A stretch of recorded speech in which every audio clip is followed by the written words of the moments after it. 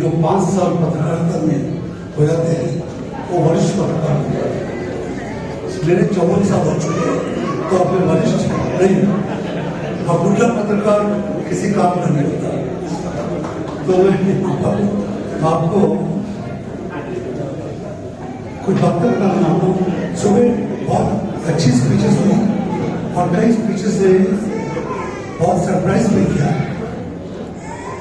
मेरे मित्र MIM के MP बड़े जोर शोर से बोले और बड़ा साफ बोले, मगर उनकी पार्टी MIM है जिसके बारे में कई लोगों को बहुत जानकारी है।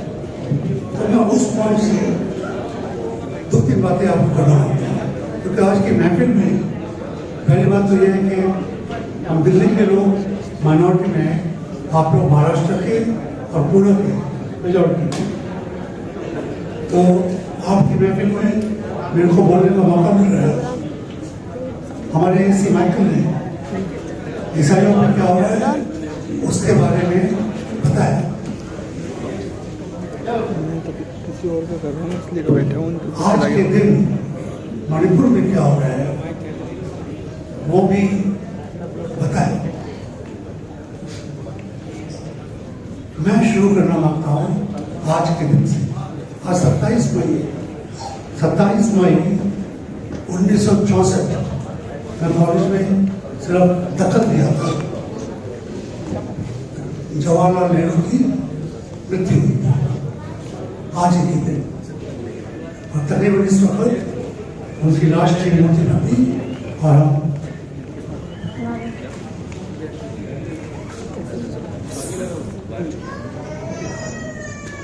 उनकी लाश को देखते बहुत लोग रहते। आज सुबह अगर आप अखबार पढ़े होंगे तो तकरीबन किसी अखबार में जिक्र नहीं हुआ होगा कि आज जवाहरलाल नेहरू की वफात का दिन है, उनकी मौत का दिन है, उनको याद करने का दिन है। हम लोगों के लिए जवाहरलाल नेहरू को याद करना बहुत जरूरी है। अगर कॉन्स्टिट्यूशन में माइनॉरिटीज का जिक्र होता है, कॉन्स्टिट्यूशन में माइनॉरिटीज के राइट्स का जिक्र होता है, तो उसके लिए कुछ हिस्सा तो अम्बेडकर जी को जाना चाहिए और चेयरमैन थे कमेटी के। मगर पार्लियामेंट में और पार्लियामेंट पार्टीशन के दिनों में हुई थी। पार्टीशन में आप जानते हैं हिंदुस्तान में 5 लाख मुसलमान कत्ल हुआ था और पाकिस्तान में 5 लाख हिंदू और सिख कत्ल हुआ था। उस कत्ल के बावजूद हिंदुस्तान की कॉन्स्टिट्यूशन में 2 चीजें मुकर्रर थी। एक था साइंटिफिक कॉन्स्टिट्यूशन, सिर्फ छुआछूत से दूरी नहीं, जादू से क्या कहते हैं वो भूत प्रेतों से उन चीजों से अलग किसी का बात नहीं थी, मगर अपनी सोच को और जो बुद्धा बोल रहे थे अपनी समझ को, समझ बूझ को कैसे आगे करना है इस हिंदुस्तान में, उसका उन्होंने जिक्र किया था। और तीसरी बात जो आज की रात को ना हिंदू याद रखता है ना मुसलमान और ईसाई तो बिल्कुल याद रखता ही नहीं, वो थी भाईचारे। कॉन्स्टिट्यूशन में सबसे बड़ी बात है भाईचारे की, फ्रेटर्निटी। उन्होंने बड़े शौक से कहा था, बड़े जोर से कहा था, बड़े फख्र से कहा था और बड़े अच्छी तरह कहा था। हम इस हिंदुस्तान की औलाद है, ये हिंदुस्तान हमारा है, मेरा है, मगर आपका भी है। आपके साथ मिलकर ही मैं फ्रेटर्निटी में आता हूँ। तो आज का जो मेरे पास 8 मिनट है उसमें 2 चीजों का जिक्र करना चाहता हूँ और आपको कुछ सोचने के लिए देना चाहता हूँ। आज किसी भी ईसाई को और खासकर मेरे जैसे ईसाई को जो दक्षिण भारत से आता है पूछे कि तुम्हारा मुसलमान के बारे में क्या राय है, और अगर वो ईमानदार ईसाई है और आपके मुंह पर झूठ नहीं बोलना मांगता है तो वो आपको बताएगा, और जब वो आपको बताएगा तो आपका गुस्सा इतना जोर का होगा कि या तो आपका थप्पड़ मारेंगे या उसके ऊपर सर मारेंगे। आप मेरी बात को कुछ समझ रहे होंगे। आज की तारीख में चाहे केरल का मुसलमान हो, हिंदू हो, ईसाई हो, या दिल्ली का या बॉम्बे का या गोवा का या मैंगलोर का या मणिपुर का, उसके मन में मुसलमानों के खिलाफ इतना जहर भर दिया गया है। रात दिन कुछ जहर पुलपिट से पादरियों ने मारा है, कुछ जहर आरएसएस ने मारा है, कुछ जहर सोशल मीडिया ने मारा है। वैसे अगर आप सोशल मीडिया में जाए और विकिपीडिया में जाए और मेरे नाम पर जाए, जॉन दयाल टाइप करें, तो कई बार आपको मिलेगा जॉन दयाल हिंदुओं का शत्रु नंबर 1, इसकी 2 बीवियां और 5 बच्चे हैं। असल में मेरी 1 बीवी और 2 बच्चे हैं। मगर किस तरीके से एक इंसान को एक धारा बनाया जाता है, क्योंकि जब आप ये दोनों चीजें इकट्ठी लिखेंगे, जॉन दयाल हिंदुओं का शत्रु है और इसकी 2 बीवियां और 5 बच्चे हैं, तो अब सिर्फ कैथोलिक जॉन दयाल की बात नहीं कर रहे हैं, आप ये भी शक कर रहे हैं कि शायद कई मुसलमान तो नहीं।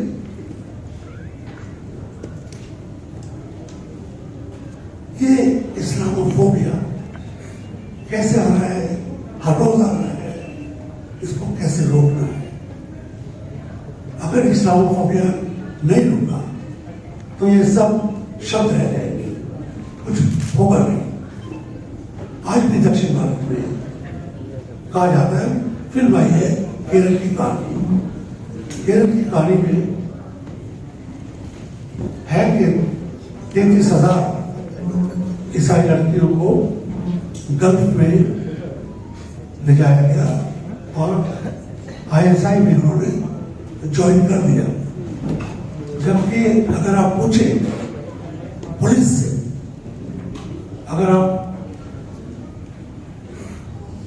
आरटीआई लगाए कि केरला की कितनी लड़कियां पिछले 12 साल में या 20 साल में गई गायब हुई, उसमें से कितनी आईएसआई में गई, तो आपको पता लगेगा कि 33,000 नहीं, 3 लड़कियां, 1, 2, 3 लड़कियां गई और आईएसआई में वाकई ज्वाइन किया। और अगर आप ज्यादा और आरटीआई लगाएंगे तो शायद 3 से ज्यादा लड़कियां आपको आरएसएस में ज्वाइन कर गई होगी, 3 से ज्यादा लड़कियों ने खुदकशी कर ली होगी, तो उनकी शादी नहीं हो पा रही है, दहेज इतना ऊंचा पड़ गया है, और 3 से ज्यादा लड़कियों ने कुछ और कर लिया होगा, मगर 3 लड़कियों के हिस्से के ऊपर इतना हवा बनाया गया है।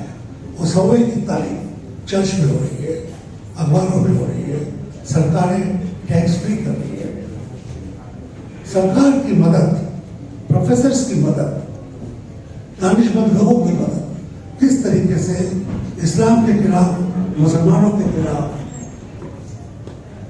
मुल्लाओं के खिलाफ, खासकर जवान मुसलमान जो बड़े हैंडसम हैं उनके खिलाफ किस तरीके से एक साजिश हुई है, इसको आपको समझना है। क्योंकि ये इस्लामोफोबिया बहुत बड़ी चीज है। कल रात को अमेरिका के राष्ट्रपति बाइडेन ने एक कानून पास किया है, एक 10 पॉइंट उन्होंने एक मुद्दा, मजदूर जरा चुप हो जाइए, तो मैं उसको ईसाइयों के खिलाफ साजिश समझ लूंगा।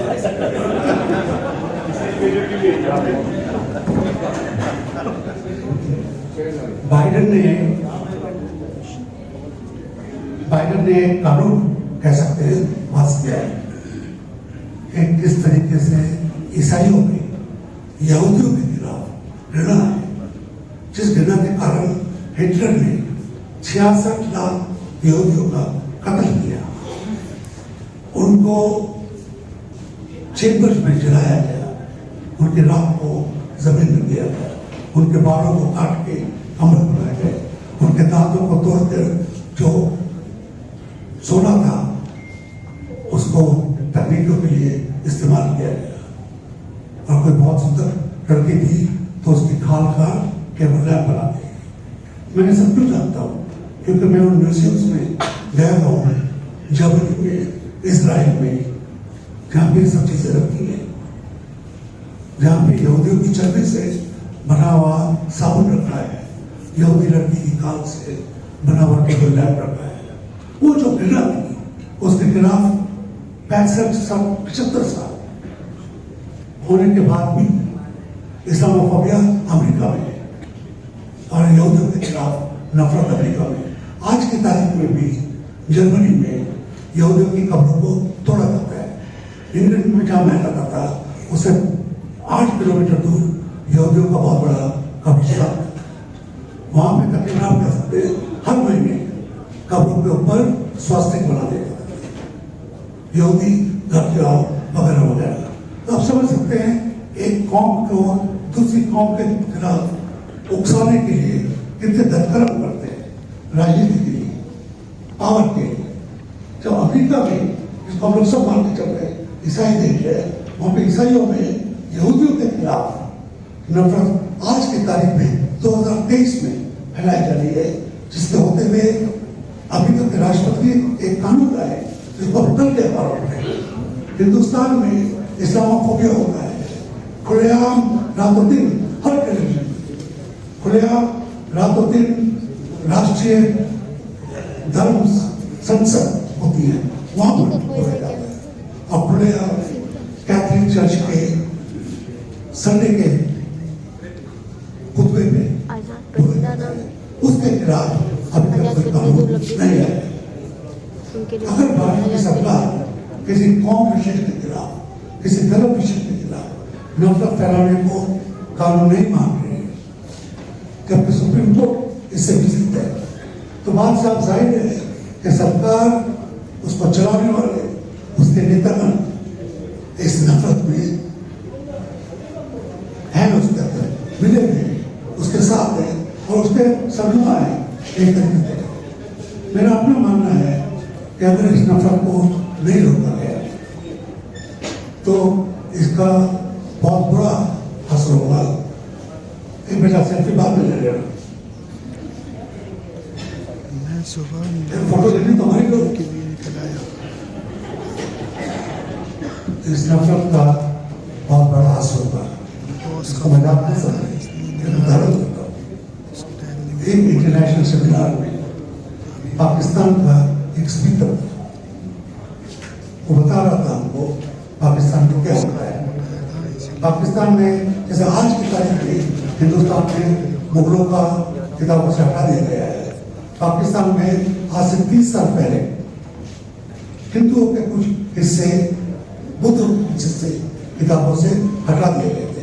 एक तरीके से पाकिस्तान का इतिहास 14 अगस्त 1947 से उन्होंने शुरू किया और थोड़ा सा नहीं मोहनजोदड़ो को दिए, बीच के 5000 साल गायब कर दिए।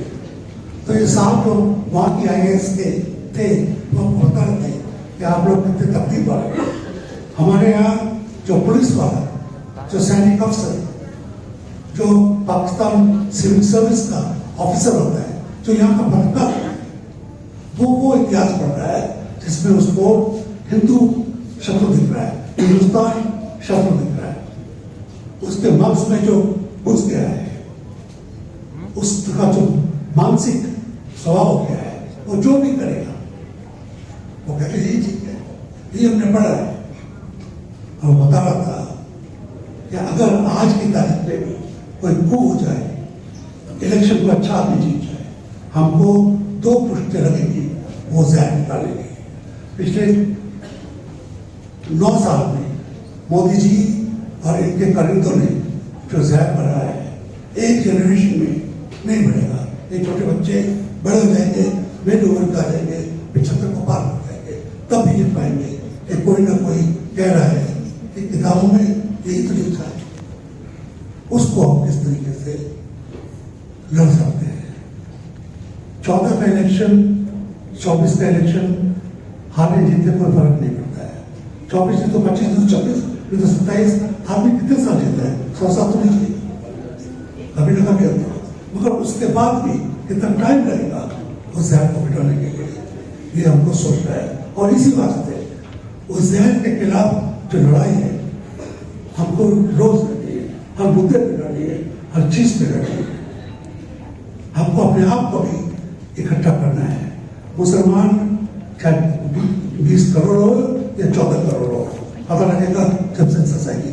अकेले कुछ नहीं कर पाएगा जब तक कि हिंदू धर्म का एक बहुत बड़ा तबका साफ ना हो।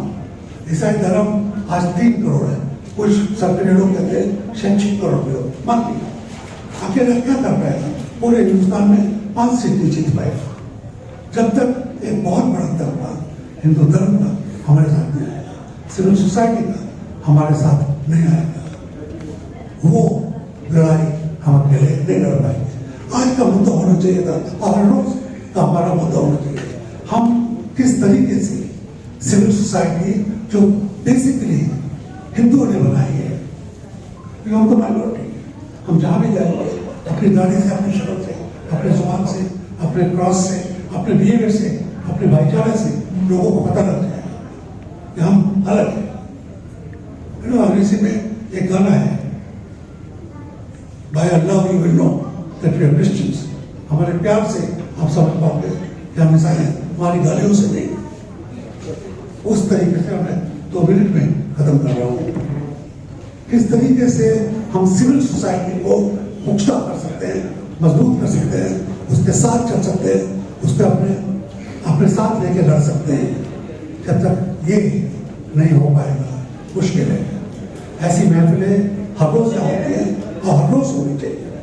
और महफिल होते हैं इसके उस तरफ एक टोटली अलग महफिल है, वो ब्यूटी सैलून होती है, मुद्दा वो भी इम्पोर्टेंट है, मगर उसका देश के भविष्य से कुछ लेना देना नहीं है। हमारे इससे देश के भविष्य का लेना देना है। मेरी आप लोगों से घर से और अपनी कौम से तो यहाँ पे साइन करेंगे, इस्लामोफोबिया को आप हटाइए, अपने घर में रहिए, बाहर रहिए। उसको हराने के बाद आप पाएंगे कि बहुत बड़ा तबका आपके साथ है, और अगर वो बड़ा तबका आपके साथ है और आप अपने साथ हैं, जो कर्नाटक में हुआ, जो बाकी प्रांतों में होता आ रहा है पिछले कुछ सालों से, तो देश में भी होगा, इसका मेरे को यकीन है। मैं मुसलमानों की महफिल में जहाँ पे भी मौका मिलता चाहता हूँ सिर्फ ये बताने के लिए कि हम सबों को इकट्ठे काम करना है, अलग अलग। अंग्रेजी में कहते हैं if we don't hang together we shall hang separately, and I refuse to hang